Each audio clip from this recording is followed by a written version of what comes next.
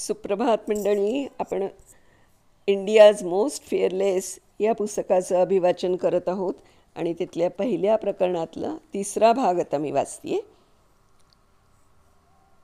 या सगळ्यात दिलासा देणारी गोष्ट एकच होती, ती म्हणजे त्यावेळचं तिथलं सौम्य हवामान. मात्र एसएफच्या आगमनामुळे मिळालेल्या दिलाशानंतरही उरीवरच्या हल्ल्याने भारतीय लष्करात उसळलेल्या संतापाची लाट अजून तीळ मात्रही विसरलेली नव्हती. खरं म्हणजे या हल्ल्यामध्ये ज्यांच्या तुकडीला सर्वाधिक तीव्र झळ पोचली होती त्यांच्या तुकडीतल्या सैनिकांना घेऊनच पाकिस्तानवर जबरदस्त प्रतिहल्ला करण्याचा, त्यांच्या नीच भेकड कृत्याचा बदला घेण्याचा विचार भारतीय लष्कर करत होतं. त्यासाठी त्यांनी घातक तुकडी तयार केलेली होती आणि ज्या तुकडीतली माणसं मारली गेली होती त्या तुकडीतल्या सैनिकांनी तिथल्या ठाण्यांभोवती मानवी साखळी करून आजूबाजूच्या भागांची महत्त्वपूर्ण भौगोलिक माहिती ठाण्यांना पुरवत राहून लवकरच सुरू होणार असलेल्या कारवाईला मदत करावी असं ठरलं होतं. एक प्रकारे ही अगदी योग्य तऱ्हेची आणि चतुराईनं आखलेली, त्या परिस्थितीत चपकल बसणारी चाल होती. कारण सरहद्दीच्या परिसराची त्यांच्या इतकी सखोल जाण फारच थोड्यांना होती. याशिवायही आणखी एक महत्त्वाचं कारण ही चाल आखण्यामध्ये मागे होतं. कदाचित या कारवाईनंतर पाकिस्तानला जबरदस्त धडा शिकवल्यानंतर उरीमधल्या सैनिकांना थोडीफार मनःशांती मिळू शकली असती. त्यांच्या मनावरचे घाव भरून येण्यासाठी या कारवाईची मदत होऊ शकली असती. उरीवर हल्ला करून पाकिस्तानने जे नीच कृत्य केलं होतं त्यामुळे भारतीय सैनिकांच्या संतापाचा आधीच उद्रेक झालेला होता आणि त्याचा सूड उगवण्यासाठी ते उतावळही झाले होते. पण हे सगळं कमी वाटलं म्हणून की काय, पाकिस्तानने त्यांच्या संतापाच्या आगीत दुसऱ्याच दिवशी भरपूर तेल ओतलं आणि भारतीय सैनिकांच्या संतापाच्या ज्वाळा आकाशाला जाऊन भिडल्या. आणि यावेळचं संतापजनक कृत्य करणारं दुसरं कुणी नव्हतं, ते होते पाकिस्तानचे खुद्द पंतप्रधान.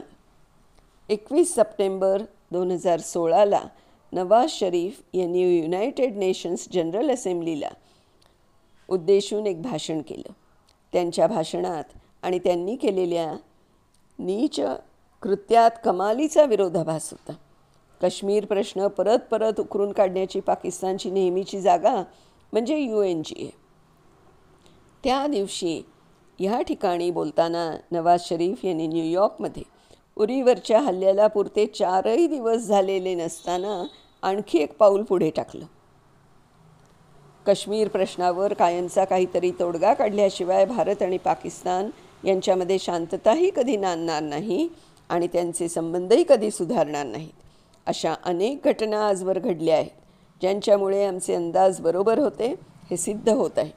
काश्मीरमधील नव्या पिढीने आता उत्स्फूर्तपणे भारताविरुद्ध उठाव केला आहे. भारताने बेकायदेशीरपणे काश्मीरवर कब्जा मिळवला असून काश्मीरी लोकांना आता स्वातंत्र्य हवं आहे.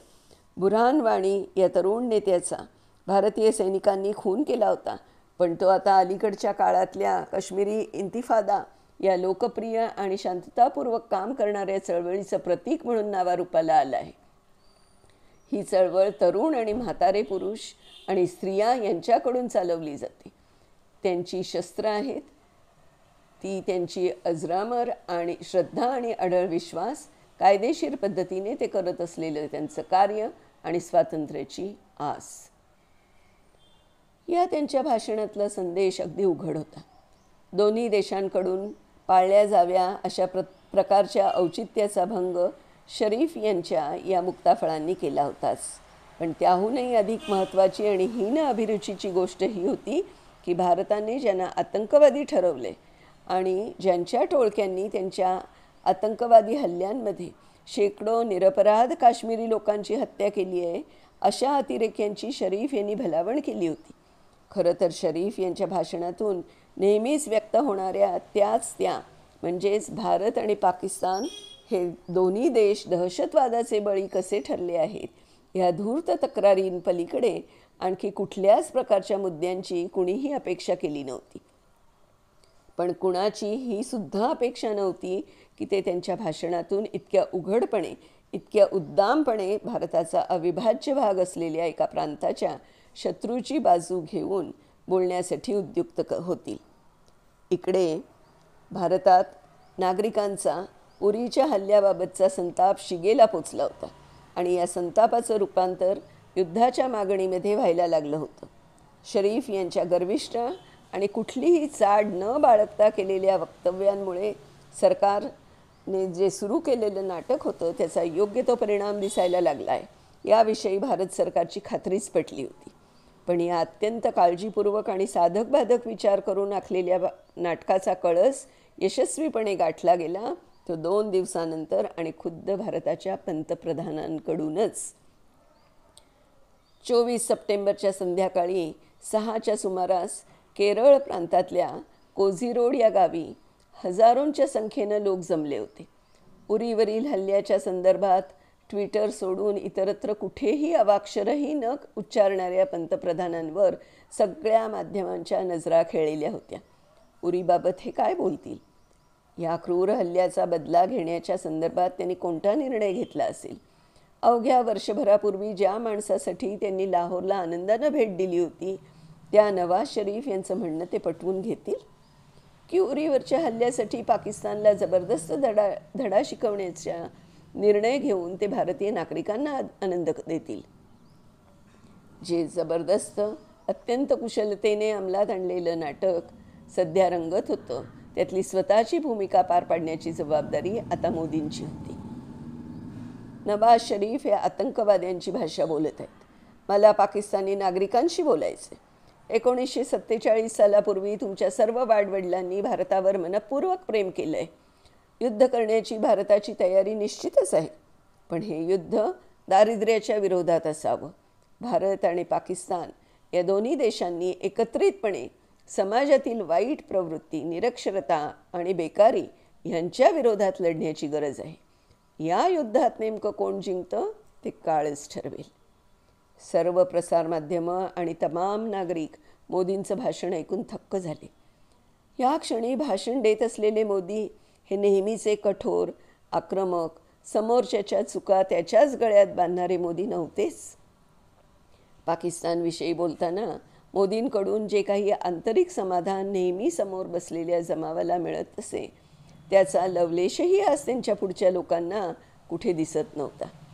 खरं म्हणजे दारिद्र्याविषयी लढण्याचं पंतप्रधान देत असलेलं आव्हान ही भारताने रचलेल्या नाटकातली शेवटची चाल होती.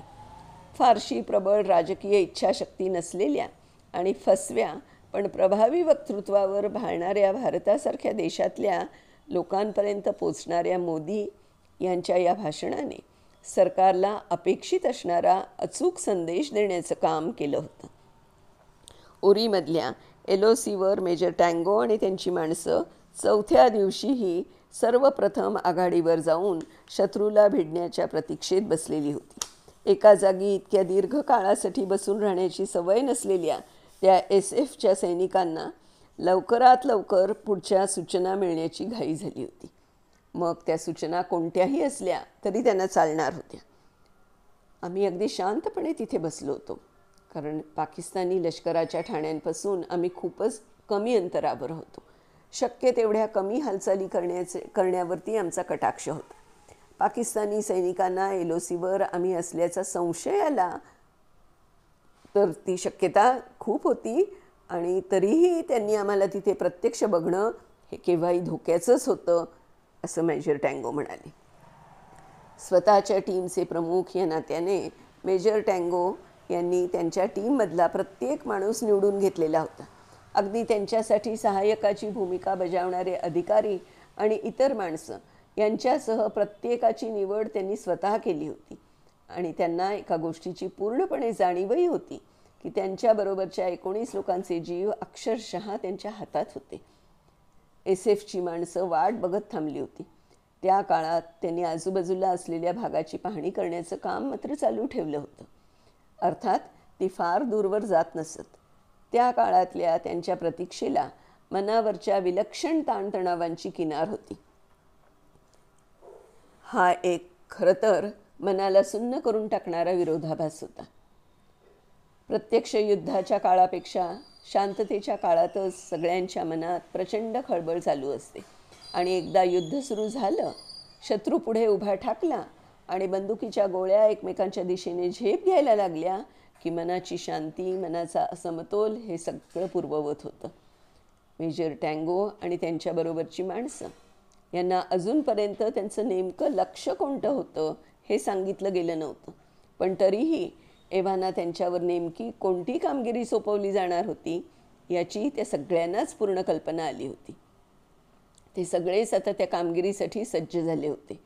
आपल्याला नेमकं कोणतं काम करायचं आहे हेही त्यांच्या लक्षात आलं होतं. त्या कामाच्या होणाऱ्या परिणामांविषयीच्या नेहमीच्या चर्चाही त्यांच्यात घडत होत्या. LOCवर तैनात असलेल्या इतर 2 ठिकाणच्या टीम्सबरोबरही वेळा जुळतील अशा पद्धतीने संपूर्ण कारवाईची योजना आखण्यात आली होती.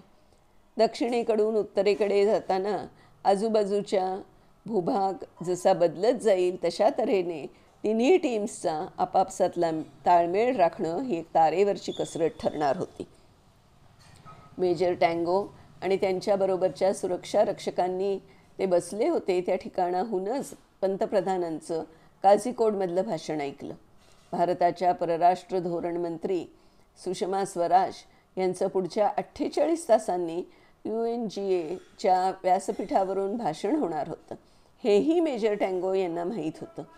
उरीवरच्या हल्ल्यानंतर दुसऱ्या दिवसापासूनच सुरू झालेल्या जनतेची दिशाभूल करणाऱ्या नाटकाचा शेवटचा अंक सुषमा स्वराज यांच्या त्या भाषणामुळे रंगणार होता. जे घडून गेलं होतं त्याचा राग मनात खदखदत असतानाच सुषमा स्वराज थेट पाकिस्तानच्या पंतप्रधानांशी बोलण्यासाठी हजर झाल्या. पण स्वतःच्या रागावर त्यांनी प्रयत्नपूर्वक ताबा ठेवला. मात्र विश्वासघात आणि दुखावलं गेल्याची भावना त्यांच्या शब्दाशब्दांमधून डोकावत होती. पंतप्रधान मोदी काबूलहून लाहोरला गेले त्यावेळी आम्ही कोणत्या तरी पूर्वअटी घातल्या होत्या का? आणि पूर्वअटी तर सोडाच, त्या तर आम्ही लादल्या नव्हत्याच. पण सगळ्या समस्यांवरचे उपाय मैत्रीपूर्ण पातळीवर शोधून काढण्यातच आम्ही पुढाकार घेतला होता. खरं तर गेल्या 2 वर्षात कुठलेही मुद्दे पुढे न करता आम्ही या मैत्रीला एक विशिष्ट परिमाण लाभेल या दृष्टीनं प्रयत्न केले आहेत. आम्ही पाकिस्तानच्या पंतप्रधानांना ईदच्या शुभेच्छा पाठवल्या होत्या, त्यांच्या क्रिकेट टीमला यशासाठी शुभेच्छा दिल्या होत्या आणि पंतप्रधानांच्या प्रकृती स्वास्थ्यासाठी आणि एकंदरीतच त्यांच्या भल्यासाठी शुभचिंतन व्यक्त केलं होतं. या सगळ्याला आम्ही कधी पूर्वअटींच्या बंधनात जखडलं होतं का? आणि या सगळ्याच्या बदल्यात आम्हाला काय मिळालं? पठाणकोटच्या हवाई तळाचा हल्ला, बहादूर अलीसारखा पाकिस्तानी दहशतवादी आणि आता उरी. 26 सप्टेंबरच्या त्या संध्याकाळी मेजर टँगो यांनी सुषमा स्वराज यांच्या भाषणाचं थेट प्रक्षेपण बघितलं. त्यांच्या स्वरात, त्यांच्या भाषणात कुठेही धमकी देण्याचा आविर्भाव नव्हता, कुठेही आक्रमकता नव्हती, होती फक्त नैराश्याची भावना. त्या सगळ्याचा अर्थ नंतर लागला, पण मूळ मुद्द्याच्या बाबतीत मेजर टँगो जसे अनभिज्ञ राहिले होते तसंच पाकिस्तानही अंधारातच होतं. मेजर टँगो यांना का कुणास ठाऊक, पण आत खोलवर कुठेतरी जाणवत होतं की आता पुढच्या कारवाई संदर्भातल्या सूचना लवकरच आपल्या हाती येणार आहेत. अर्थात यातला फक्त अर्धाच भाग प्रत्यक्षात उतरला.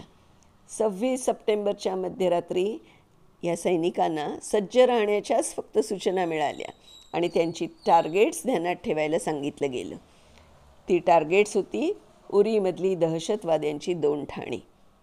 इतर 2 टीम्सवर प्रत्येकी 1 दहशतवादी ठाण्याची जबाबदारी सोपवलेली होती.